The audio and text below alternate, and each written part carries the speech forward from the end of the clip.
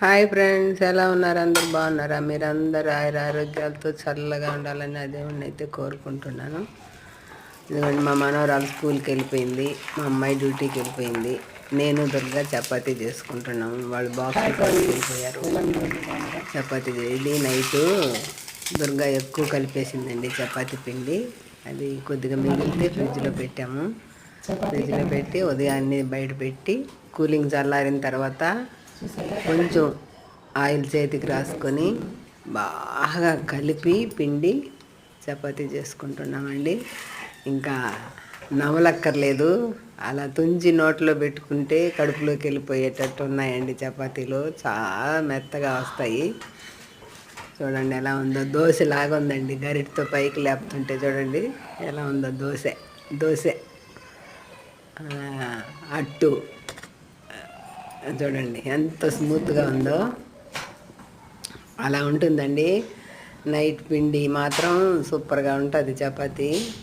Friends, టీలు తాగారా? టిఫిన్లు చేశారా? ఆఫీసులకు వెళ్ళే వాళ్ళు వెళ్ళారా? ఏం టిఫిన్ చేసుకున్నారు ఫ్రెండ్స్? కామెంట్ చేయండి. డ్యూటీలకు వెళ్ళే వాళ్ళు హడావుడిగా ఉంటుంది కదండి మార్నింగ్. ఓకే అండి, వీడియో నచ్చితే లైక్ చేయండి, షేర్ చేయండి, సబ్స్క్రైబ్ చేయండి ప్లీజ్. మీకు ఈ కాలాన్ని బట్టి ఒక మంచి మాట ఒకటి ఎవరో మహానుభావులు చెప్పిందేనండి, నా సొంత మాట కాదు. మళ్ళీ ఒకసారి గుర్తు చేస్తాను. ఒక మంచి నాన్న దగ్గర పెరిగిన అమ్మాయి మగవారిని ఎప్పుడూ గౌరవిస్తుందట.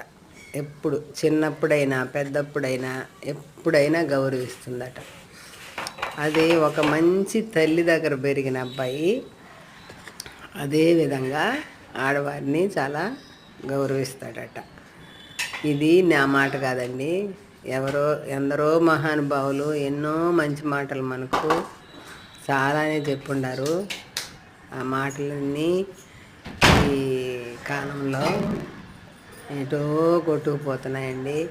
అవన్నీ మహానుభావులు చెప్పిన మాటలన్నీ ఒకసారి మనకు గుర్తు చేసుకొని మనము ఆ మాటల్లో అడుగుజాడల్లో నడవాలని ఇప్పుడు జనరేషన్ పిల్లలు నా మనవండి.